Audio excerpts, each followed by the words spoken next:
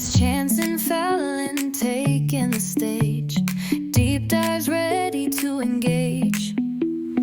Conversations that spark the soul, where stories unfold and make you whole. The Chance and Fallon show's the place to be. Talking about the world and what we need to see. Tune in now, don't miss a beat. Articulation Media's got you on your feet. Welcome to the Chance and Fallon Show.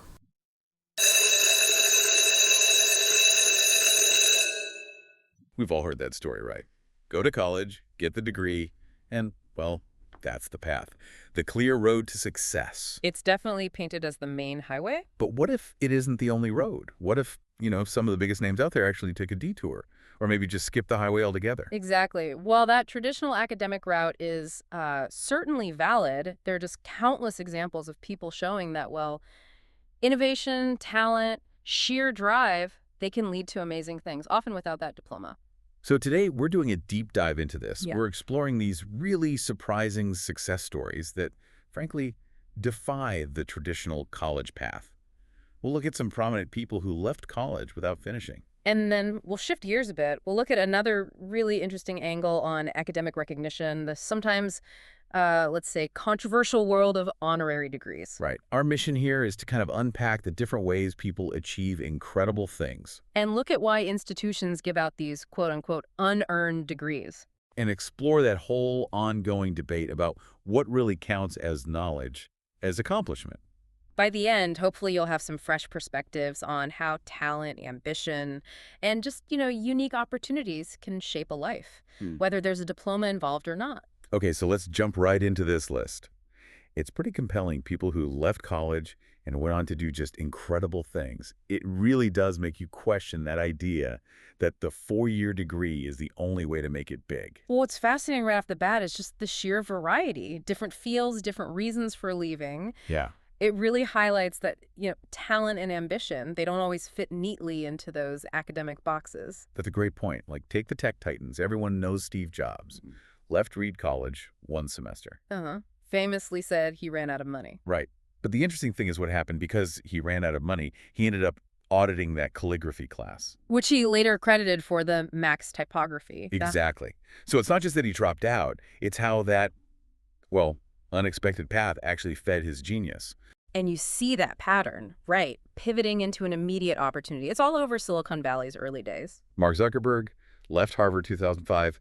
Facebook was just exploding. Couldn't do both. And Bill Gates, same thing with Microsoft. Left Harvard, actually twice. Twice, yeah. After sophomore year, then junior year, 1975, Microsoft was taking off. So were they really dropping out in the way we usually think of it? Or dropping in, straight into a huge opportunity. Could be. Michael Dell, same story.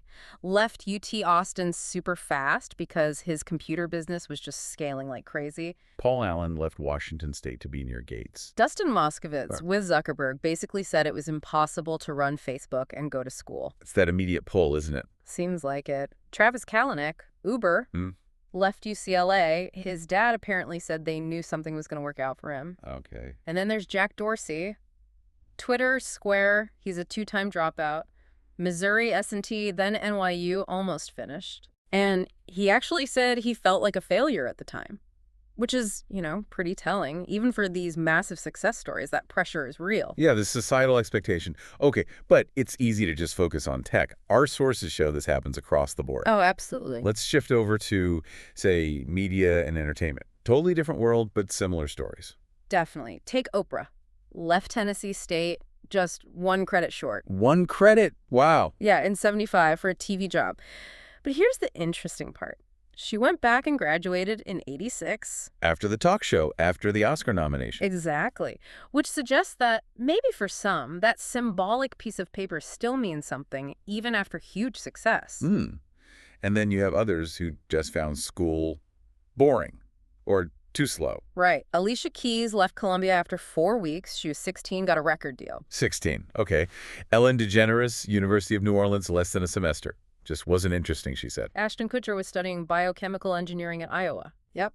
Left for modeling. Oh. Said he was chasing his passion. Quincy Jones left Berkeley for a gig with Lionel Hampton. meant to go back. That never did. Yeah, happens. It's interesting with Steven Spielberg, though. He did circle back. Oh, yeah.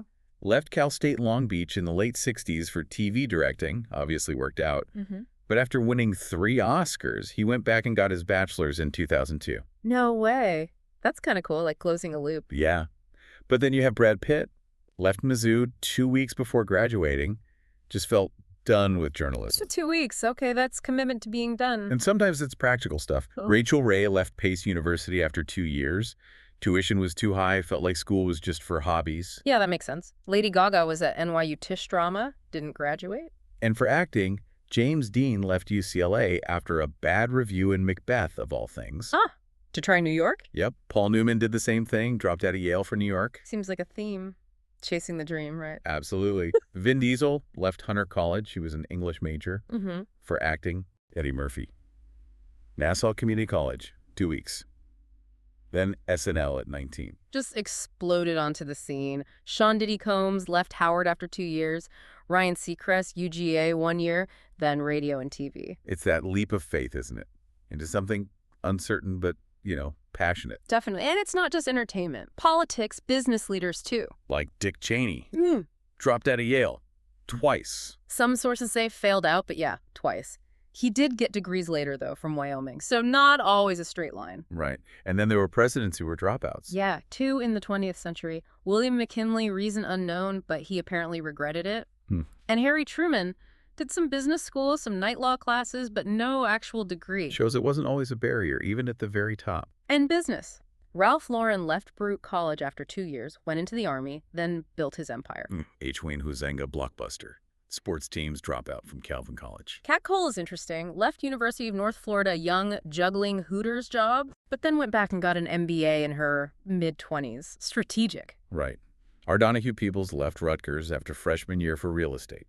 Said he was bored with school. Ty Warner, the Beanie Babies guy, left Kalamazoo College because he couldn't afford tuition. Just necessity sometimes. And Mickey Arison left Miami to help his dad run Carnival Cruise Lines, family business calls. Even sports, music, other fields. Tiger Woods left Stanford after sophomore year for pro golf. Though he later said he regretted not staying another year. Interesting. Paula Abdul left Cal State Northridge when her dance career took off. And then the really unique ones. Frank Lloyd Wright took some part-time classes for 2 semesters. That was it for college. Wow. And became Frank Lloyd Wright. Johnny Chan, poker player, left University of Houston at 21, said he couldn't do 9 to 5. The action always gets me. Huh? Finding their calling, I guess. Seems like it. Bonnie Raitt left Harvard's Radcliffe College for the blues scene, planned a year off, became permanent. Joel Osteen left Oral Roberts U as a freshman to help build his dad's church. Sofia Vergara studied dentistry in Columbia, but didn't finish. David Neeleman, JetBlue founder, was an A student at Utah, left to start a travel business. So not about lack of ability. Rachel Lim, Love Benito fashion brand, was months from graduating Nanyang Technological University, left to focus on the business. Said she couldn't excel at both. It's often about focus. And Kanye West, of course, attended a couple of places, didn't graduate, named his album The College Dropout. Madonna, U of Michigan for 2 years, then New York. R. Buckminster Fuller expelled from Harvard twice. Yeah, first for socializing, missed exams, then again when he went back, clearly wasn't the right fit. Ted Turner expelled from Brown for having a girl in his room. And went on to build a media empire. Steve Madden left Miami after his dad cut off tuition, told him to get a job. Jamaica Kincaid took night classes, attended Franconia, left for writing gigs. David Geffen, UT Austin less than a year, co-founded DreamWorks. And Steve Wozniak always clarifies right. He didn't drop out of Berkeley. Right, he took a year off for money. And went back over a decade later to get his degree in '86. So it's nuanced, not always permanent, sometimes strategic. So yeah, all these stories, financial reasons, huge opportunities, boredom, passion. How does hearing all this challenge your assumptions, you listening out there, about education and, the right path to success? It's a lot to think about. Okay, so we've looked at people forging paths without the degree. But what about the flip side? Getting recognition without being a traditional student. Exactly. This brings us to honorary degrees. Fascinating topic. Yeah, and definitely a bit contentious sometimes. Right. If you think about it, honorary degrees are like a different kind of validation. They acknowledge someone's life's work, their impact outside that purely academic track. Sort of bridging the gap between the university and the, quote, real world. Precisely.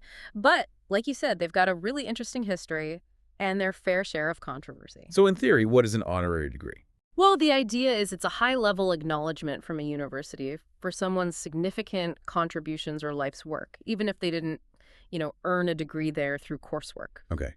But in practice today? In modern practice, it's often tied to things like giving the commencement speech. High-profile people get invited, they get the degree, Right. or sometimes it's for going above and beyond. One source mentioned the author of an article got one for teaching police cadets in Baghdad. So it can be for impactful service, too. So why do universities do it? What's in it for them? It's usually a mix of things. Marketing, definitely. Rewarding big donors sometimes. Wow. Drawing celebrities makes graduation special, more buzz, and they'd argue it's about inspiring students, showcasing people who embody the university's values. Makes sense. And you said competition for these speakers is intense. Oh, yeah. Invitations go out like a year in advance, and it seems like the number of these degrees is going up. Right. Yeah, Harvard, for example, used to give maybe 2 or 3 a year. Now it's more like 7 to 10. Most of their honorary degrees have been awarded since 1990. Wow. So they're becoming more common or maybe more important for the universities. Could be. Which leads to this whole debate about secrecy versus transparency. Right. Why are they often kept quiet until the announcement? Universities say it's to protect the nominees. What if they're not approved or they say no? Also, maintaining institutional integrity, avoiding lobbying, professional courtesy. Yeah. But the announcement comes eventually, usually before commencement. Still, that secrecy part Mm-hmm. does raise questions, doesn't it? Conflicts of interest, lack of transparency. It's definitely a point of debate, that tension between privacy and public accountability. And the history. You said it's pretty revealing. Oh, yeah. Borrowed from Europe, Oxford, Cambridge, started in the 15th century. And the very first one? Oxford, 1478. Apparently a brazen attempt to impress a bishop who then became chancellor. Huh. So networking from day one. Pretty much. By the 1600s, King Charles I gave out 350 Oxford doctorates in 1 year, just to his supporters. 350. Okay, so definitely not purely academic merit there. Not quite. America followed. Harvard's first was 1692 to its president, Increase Mather. The thinking was supposedly only a doctor could create a doctor. And it got kind of out of hand later? In 19th century America, yeah. An outbreak of unearned PhDs made the title almost meaningless. Even honorary medical doctorates were given out. Yikes, that seems problematic. And funny enough, Thomas Jefferson, who told the University of Virginia not to give honorary degrees just to curry favor, Yeah. he happily accepted an honorary law degree from Harvard himself. Okay, so maybe a little nuance there. Yeah. But some schools took a hard line. MIT, Stanford, Cornell, they actually banned the practice in the U.S. Really? Why? MIT's founder called them unfriendly to true literary advancement, spurious merit, basically arguing they devalue real academic achievement. Which brings us right to that big controversy. Can you call yourself doctor? Exactly. Academics, often terribly uncomfortable with it. Yeah. One description called it a jealous desire to protect their space from people who did not suffer like them through PhD programs. Okay, maybe a bit harsh, but I can see the sentiment. Right. The vice chancellor of the University of Ghana was blunt. They are not PhDs. Recipients should lock them up and use your correct title. Wow. Another professor there said using the title falsely just devalues the discipline, blurs the line between mediocrity and excellence. Strong words. But what about the people who receive them? Is there another perspective? Well, Benjamin Tawaya argued in an article. Yes, one is earned through intense study, the other is an honor. But he says both are earned and awarded. Meaning if someone genuinely earned the honor through their contributions, like his example of a lecturer who taught for years without pay, maybe they should be able to use the title. He does admit, though, that not everyone who gets one might truly deserve the honor. Fair point. But what do the universities officially say about using doctorship? Oh, university policies are almost universally clear. An honorary doctorate does not grant the right to use the title doctor. Okay. Florida Atlantic University's policy is super strict. Don't represent it as earned, don't use doctor, or they can actually withdraw the degree. So the institutions are clear, but people still use it sometimes. Seems like it. Benjamin Franklin did after getting degrees from Oxford and St. Andrews. Okay, historical example. More recently? Maya Angelou held tons of honorary doctorates. Wake Forest University, where she taught, often referred to her as Dr. Maya Angelou. Interesting. And Richard Stallman, the open source software guy, has 16 honorary doctorates, apparently signs emails Dr. Stallman. So definitely a gap between official policy and how it's sometimes used or perceived. For sure. And universities have to be careful who they pick, get it wrong, and it's bad PR. Like the Bill Cosby situation. Exactly. Dozens of colleges rescinded his honorary degrees. Yale did it for the first time in over 300 years. Even Temple, his alma mater. Right. Though, important note, he did have an earned doctorate in education. Correct. That was from UMass Amherst in the 70s. It was the honorary ones that were revoked later. Got it. Okay, now, there's this other angle you mentioned, these alternative routes. Right. Organizations like Life's Purpose Ministries, they offer to help people get honorary degrees based on life experience and knowledge. How does that work? They say they do not sell degrees, but they charge for administrative services to nominate people. Okay, how much are we talking? They suggest minimum donations, like $333 for a bachelor's, $555 for master's, $777 for doctorates. And what do they say about using the title? They claim that while you can't list it on a resume as earned, honorary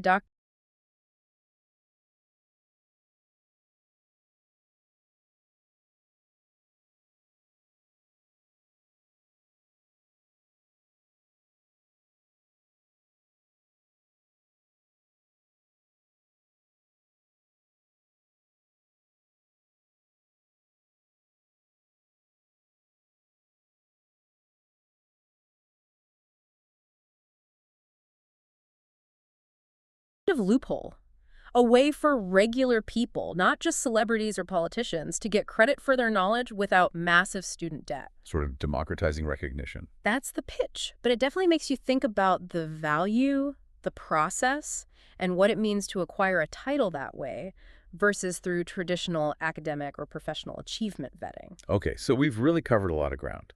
From dropouts who redefine success on their own terms. Right, forging totally unique paths. To this whole complex, sometimes murky world of honorary degrees. That bridge between academia and real-world impact. And all the debate that comes with it. So this varied landscape, it really forces us to reflect, doesn't it? What does this all mean for how you listening right now evaluate education, experience, even titles? Yeah, in a world just overflowing with information, with so many different kinds of achievement. What holds weight? Think about this. If you're navigating your own career, your own brand, how do you make sense of these different paths to accomplishment and recognition? What truly defines being well-informed or accomplished today? Something to chew on.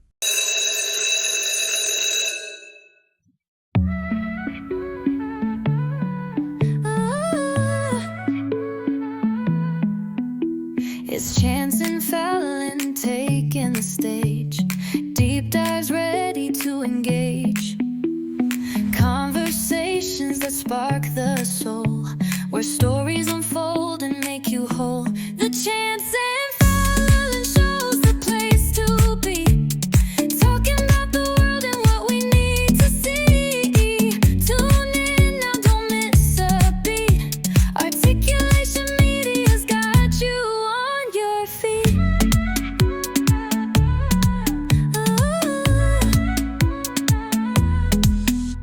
From big ideas to the smallest truth,